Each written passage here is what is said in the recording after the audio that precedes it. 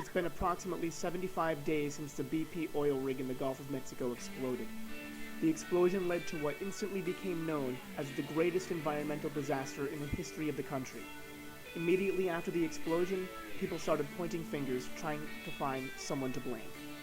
People on the so-called right pointed fingers at environmentalists and the federal government for what seemed to be an incompetent response, and people on the so-called left pointed fingers at big business, oil, capitalism, even George Bush. Meanwhile, nothing gets done. Beaches are still being ruined, sea life is dying, toxic chemicals are being sprayed by the thousands of gallons a day to disperse the oil, crops are dying as a result of the toxic chemicals, and people are getting sick. But there's so much more that we're not being told.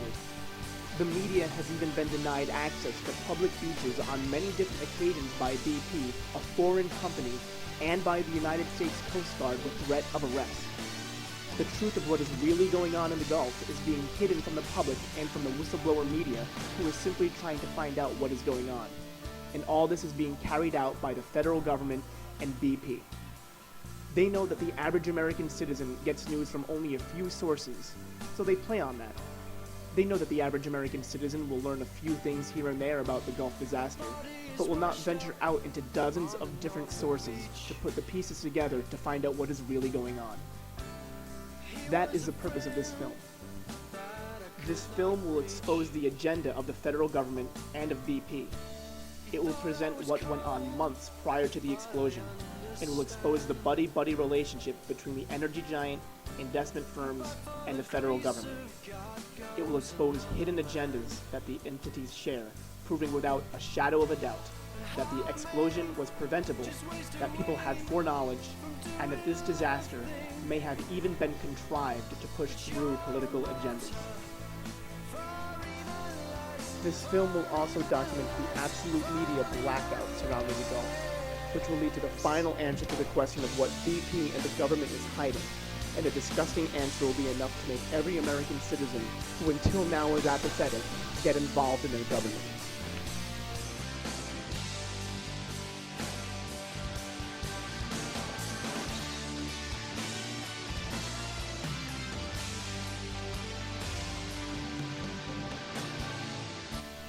On April 20th, the Deepwater Horizon oil rig exploded, killing 11 workers and injuring 7.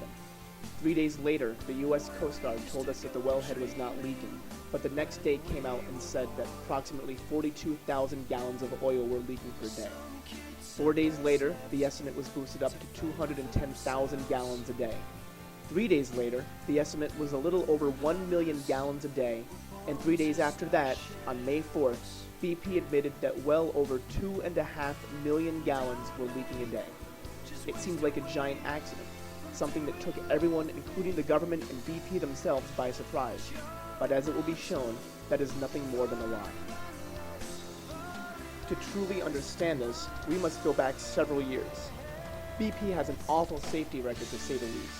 Going back to 2007, 2 years after the BP refinery in Texas exploded, investigators for the Center of Public Integrity analyzed records from the Occupational Safety and Health Administration, or OSHA, and found 872 different safety violations, which accounted for 97% of all safety violations in that field of business.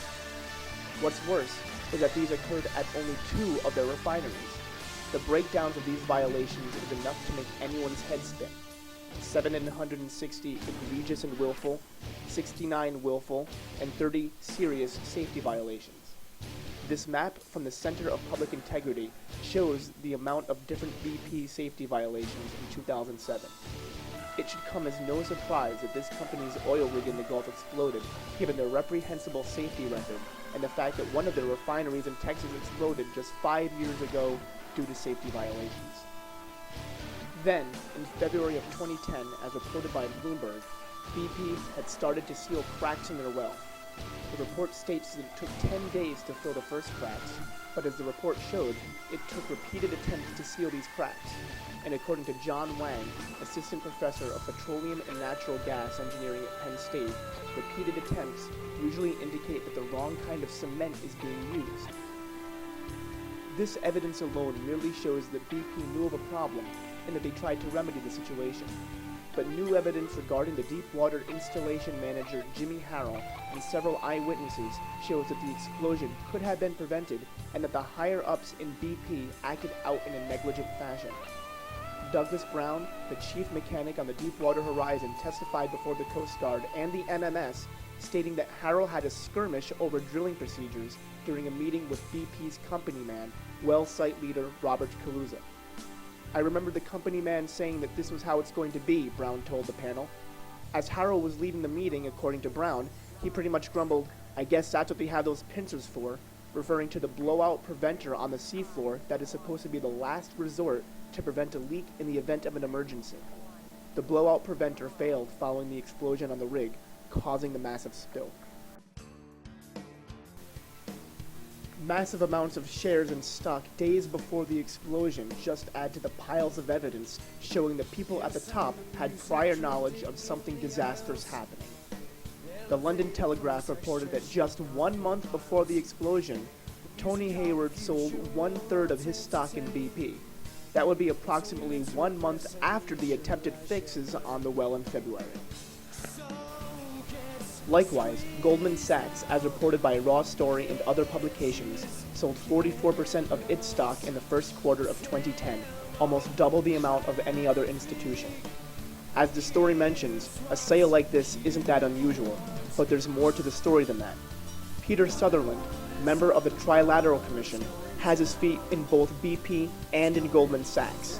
According to the Trilateral Commission's very own website, Peter Sutherland was chairman of BP plc until the end of 2009 and is currently the chairman of Goldman Sachs International.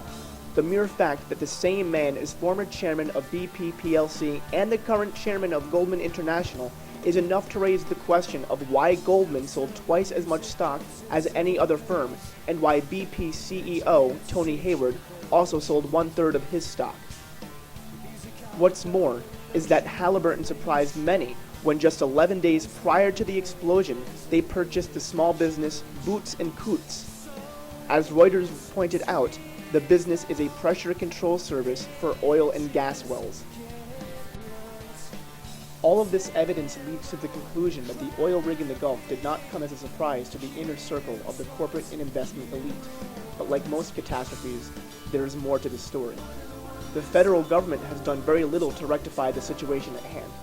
16 days after the explosion, the State Department spokesman, P.J. Crowley, had stonewalled the media by refusing to answer questions about what foreign countries offered to help with the cleanup of the oil spill, stating, "As a matter of policy, we're not going to identify those offers of assistance until we are able to see what we need, assess the ongoing situation," completely disregarding the fact that the Bush administration gave out that information during Hurricane Katrina.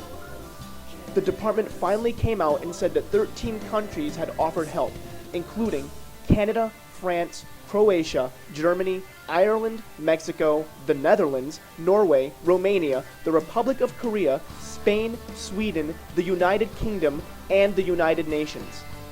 What's more is that he finished his speech up with, "While there is no need right now that the U.S. cannot meet, the Coast Guard is assessing those offers of assistance to see if there will be something which we need in the near future." This is arrogance at its best. This kind of problem needs all the help it can get, and for the White House to say, "We're assessing it" 2 weeks into the problem is beyond questionable. Just 16 days after the explosion, 13 countries had offered help, and the White House refused. Why would that be? As reported by many different publications, the White House would have to waive rules enacted by the Jones Act, a strongly union-backed rule, even though previous presidents have waived the act in times of emergency. The 1920s law states that all ships working in the U.S. must be American-built and American-crewed. Therefore, the U.S. Coast Guard can't accept the help even if they wanted to. The U.S. Coast Guard is only allowed to take and use equipment from foreign countries. The actual vessels themselves, manned by foreign workers, is still against the law within 3 miles of the coast due to the Jones Act, and a situation like we are currently facing needs all of the help that is offered. The Associated Press even reported that as late as June 25th, the Taiwanese government sent over what is called the world's largest skimming vessel, designed to suck up 500,000 barrels of oily water a day.